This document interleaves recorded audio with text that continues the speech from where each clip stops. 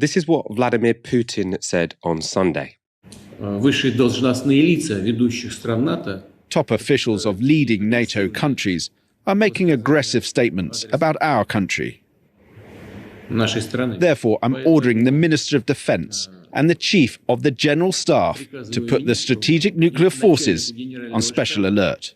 Difficult to know how seriously we should take Russia's heightened nuclear alert. Michael McFaul was the US ambassador to Russia from 2012 to 2014. So he tweeted, "The people who know Putin the best, people I know in Russia, are worried about his recent nuclear statement. The people who know him the least are saying it's cheap talk."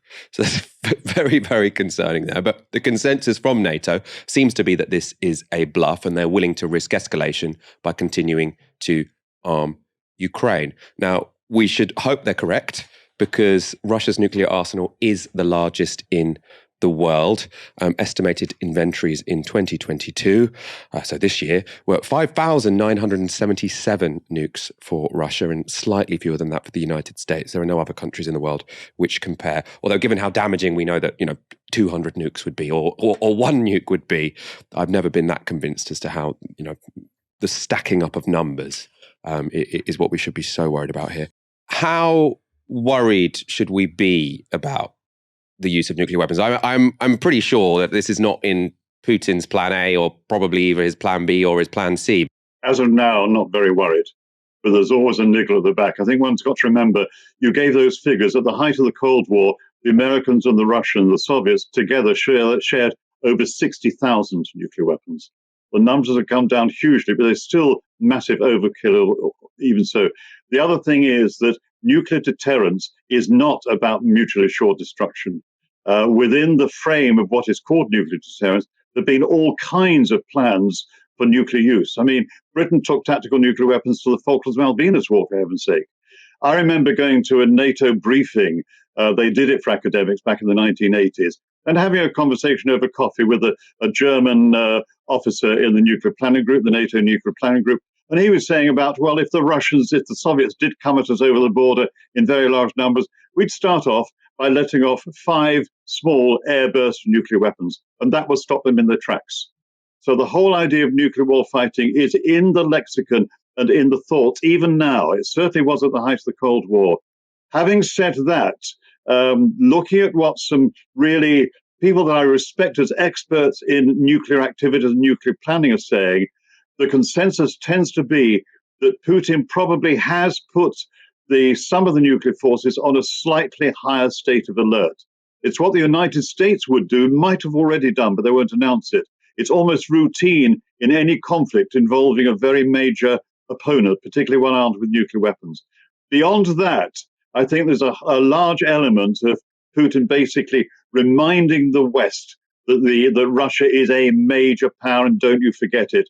I think the one implication is that if the level of armaments going into Ukraine increases more and more and the Russians have greater and greater difficulty, the risk is of some sort of ultimatum. And that ultimatum would probably be used, as I said, the use of tactical nuclear weapons in Ukraine itself. It is possible, but we're a very long way from there. I think one shouldn't be too worried about it at the present time. But any conflict which involves very powerful states, you've always got to remember the other issue of accidents, incidents, and mavericks, that AIM, that nasty acronym which we have. So I'm sorry, it's a bit of a long-winded answer. I'm certainly not remotely as worried as I was at the time of the Cuban Missile Crisis, which I can well remember, I'm afraid. And you also find that what really was happening then was even more scary than people realized at the time. We are not there, but there is a risk, which is why it is so vital to try and find another way through, where I suspect it may not be people with direct contact with Russia, it may be others as well. What do you think of the response of the West so far? Because, obviously, the West have escalated their response, but most people would argue, or lots of people would argue, that was very much in response to Russia escalating their actions. So to remind our audience, the West have frozen central bank assets for the Russian government. That's collapsed their currency by around 30%. That will cause massive inflation in Russia, make it much more difficult to get imports. We've also seen countries which have usually had a policy of not sending weapons to war zones, such as, well, namely in this case, Germany. Germany is now sending lethal weapons to Ukraine. Lots of actions which are tougher, really, than anyone was expecting. Now, lots of people saying this is great. This is the support that Ukraine needs. The Ukrainians are definitely asking for it. There are worries that if you push Vladimir Putin into a corner, that could lead to some very dangerous results. I mean, what's your take on the Western response so far? I think there are three things. Firstly, and this is not just the West, but it is absolutely an era of now thrive the armourers, as Shakespeare put it. There's going to be immense amounts of money made in Russia and across Western countries in this renewed arms race. This is actually going on almost day by day. But your specific question, well, I think what we're seeing is a misperception again on the Kremlin side that there's been greater unity of purpose both within the EU group and within NATO. I think they're expecting more divisions. I think probably the shock has come in which even Orban in Hungary has gone along with what other countries like Poland are doing. So there's a sort of a misinformation, a misinterpretation, I shall put it, there. And that is continuing. I suspect, I don't know, I've only talked to one person in Russia recently in the last few days.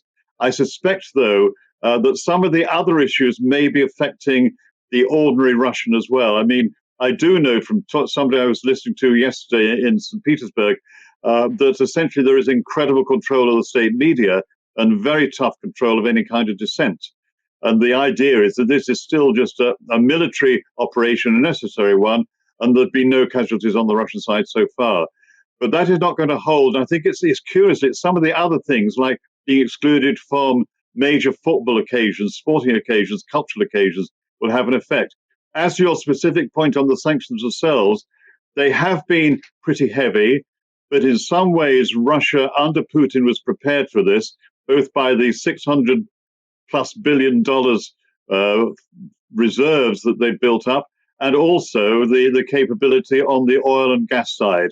So it is probably the case that the sanctions, the routine economic sanctions, would take some months to have a particular effect. And on the key issue of what happens to oil and gas exports, if they were basically to find they couldn't export them to Europe, well, there are other willing takers, including China for starters, which again brings you back to the point of how significant China might be, which is complicated, of course, because of China's attitude to Taiwan. So again, I'm afraid an unclear answer, a rather rambling answer, but the indications are that so far the actual level of sanctions in all their different forms has been higher and more united than detached observers would have expected from the West at the present time. Let's briefly finish by talking about China directly. Is there a chance that Putin might have overplayed his hand and the Chinese will abandon him? It is certainly possible. I haven't read the details. You probably have. I think it was the New York Times that's publishing a piece that there've been 4 well-known, well-respected and senior Chinese historians who'd penned a letter saying that basically China would be making a mistake in going in too closely with Russia. I hope I'm paraphrasing that accurately. Other people who followed it will have done. I think that if you could imagine the situation deteriorating further, specifically with Russia using heavier and heavier methods, I think you're going to see 2 impacts there. One with China, but also within Russia, given all the connections, the millions of people who are Ukrainians, the many millions of people, possibly several tens of millions of people who have direct family connections with Ukraine. And the more that you have a tougher stance, the more there is terrible loss of life, the more we get the pictures of buildings being destroyed and the rest, the more that will go down very badly within Russia to an extent among the minority and the no.